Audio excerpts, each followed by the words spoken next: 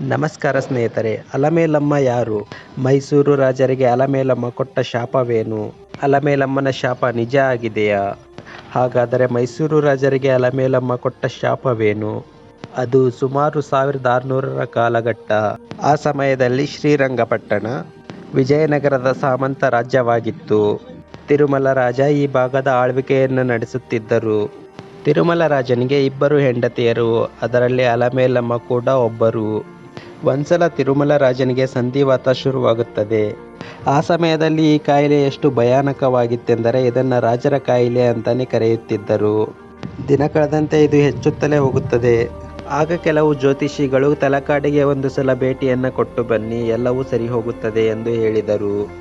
ಆಗ ತಿರುಮಲ ರಾಜ ತನ್ನ ಮೊದಲ ಪತ್ನಿಯನ್ನು ಕರೆದುಕೊಂಡು ತಲಕಾಡಿಗೆ ಹೋಗುತ್ತಾನೆ.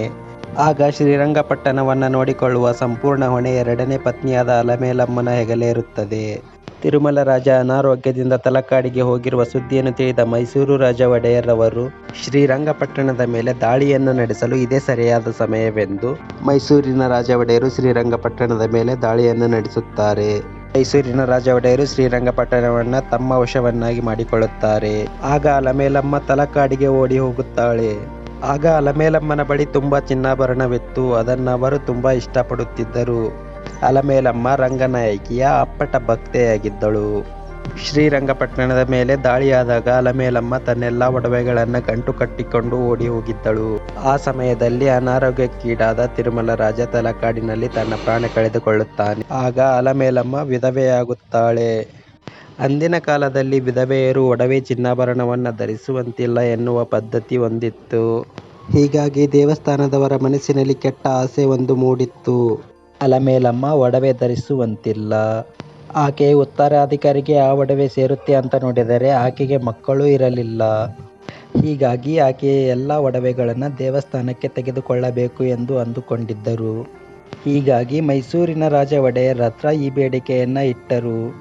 ಇದು ರಾಜ ಒಡೆಯರ್ ಅವರಿಗೂ ಸರಿ ಅನ್ನಿಸಿತು. ಹಾಗಾಗಿ ರಾಜಭಟ್ಟರನ್ನ ಕರೆದು ಅಲಮೇಲಮ್ಮನ ಬಳಿ ಮನವಿ ಮಾಡಿ ಒಡವೆಯನ್ನು ತೆಗೆದುಕೊಂಡು ಬನ್ನಿ ಅಂತ ಹೇಳಿದರು. ಒಡವೆಯನ್ನು ನೀಡಲು ನಿರಾಕರಿಸಿದ ಅಲಮೇಲಮ್ಮ, ಒಡವೆಯ ಮೇಲೆ ವಿಶೇಷವಾದ ಪ್ರೀತಿಯನ್ನು ಹೊಂದಿದ್ದಂತಹ ಅಲಮೇಲಮ್ಮ ಒಡವೆಯನ್ನು ಕೊಡಲು ನಿರಾಕರಿಸುತ್ತಾಳೆ. ಆಗ ಮೈಸೂರಿನ ರಾಜ ಒಡೆಯರ್ ಅವರು ಬಲವಂತವಾಗಿ ಒಡವೆಯನ್ನು ಕಿತ್ತುಕೊಂಡು ಬನ್ನಿ ಎಂದು ಸೈನಿಕರಿಗೆ ಹೇಳಿ ಕಳಿಸುತ್ತಾರೆ. ಆಗ ಸೈನಿಕರು ಅಲಮೇಲಮ್ಮನ ಹತ್ತಿರ ಬಲವಂತವಾಗಿ ಒಡವೆಯನ್ನು ಕಿತ್ತುಕೊಳ್ಳಲು ಹೋಗುತ್ತಾರೆ. ಅಲಮೇಲಮ್ಮ ತನ್ನೆಲ್ಲ ಒಡವೆಗಳನ್ನು ಸೀರೆಯಲ್ಲಿ ಕಟ್ಟಿಕೊಂಡು ಅಲ್ಲಿಂದ ಓಡಲು ಆರಂಭಿಸುತ್ತಾರೆ. ಕಾವೇರಿ ನದಿ ತೀರದವರೆಗೂ ಓಡಿ ಮುಂದೆ ಲಾಕ್ ಆಗಿಬಿಡುತ್ತಾರೆ. ಇನ್ನು ಮುಂದೆ ತಪ್ಪಿಸಿಕೊಳ್ಳಲಾಗುವುದಿಲ್ಲ ಎಂದು ಅಲಮೇಲಮ್ಮ ಅಲ್ಲಿಂದ ಕಾವೇರಿ ನದಿಗೆ ಹಾರಿಬಿಡುತ್ತಾಳೆ. ಇನ್ನು ಮುಂದೆ ತಪ್ಪಿಸಿಕೊಳ್ಳಲಾಗುವುದಿಲ್ಲ ಎಂದು ಅಲಮೇಲಮ್ಮ ತನ್ನೆಲ್ಲ ಒಡವೆಗಳನ್ನು ಸೀರೆಯಲ್ಲಿ ಕಟ್ಟಿಕೊಂಡು ಕಾವೇರಿ ನದಿಗೆ ಹಾರಿಬಿಡುತ್ತಾಳೆ. ಕಾವೇರಿ ನದಿಗೆ ಹಾರುವಾಗ ಒಂದು ಶಾಪವನ್ನು ಸಹ ಕೊಡುತ್ತಾಳೆ. ಅದೇ ಅಲಮೇಲಮ್ಮನ ಶಾಪ. ತಲಕಾಡು ಮರುಳಾಗಿ, ಮಾಲಂಗಿ ಮಡುವಾಗಿ, ಮೈಸೂರು ರಾಜರಿಗೆ ಮಕ್ಕಳಾಗದೆ ಹೋಗಲಿ ಅಂತ ಅಲಮೇಲಮ್ಮ ಶಾಪ ಕೊಡುತ್ತಾರೆ. ನಾನು ರಂಗನಾಯಕಿಯ ನಿಜವಾದ ಭಕ್ತೆಯೇ ಆಗಿದ್ದರೆ ಈ ಶಾಪ ನಿಜವಾಗಲಿ ಎಂದು ಕೇಳಿಕೊಳ್ಳುತ್ತಾಳೆ.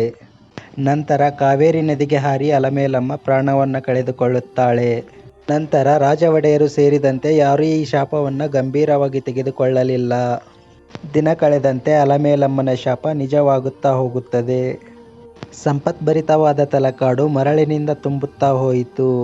ಸುಮಾರು 30ಕ್ಕೂ ಹೆಚ್ಚು ದೇವಸ್ಥಾನಗಳು ಮರಳಿನಿಂದ ತುಂಬಿ ಹೋಗಿವೆ.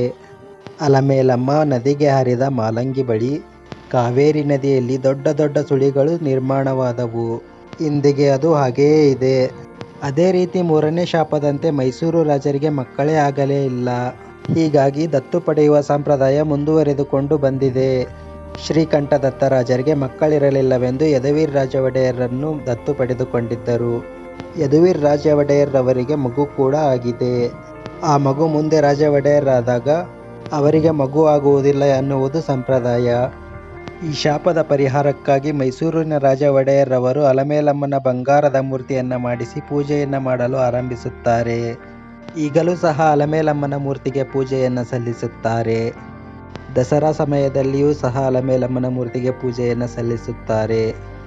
ಇದು ಮೈಸೂರಿನ ಅರಸರಿಗೆ ಅಲಮೇಲಮ್ಮ ಕೊಟ್ಟ ಶಾಪವಾಗಿತ್ತು. ಈ ವಿಡಿಯೋ ನಿಮಗೆ ಇಷ್ಟವಾಗಿದ್ದರೆ ಲೈಕ್ ಮಾಡಿ, ಸಬ್ಸ್ಕ್ರೈಬ್ ಮಾಡಿ.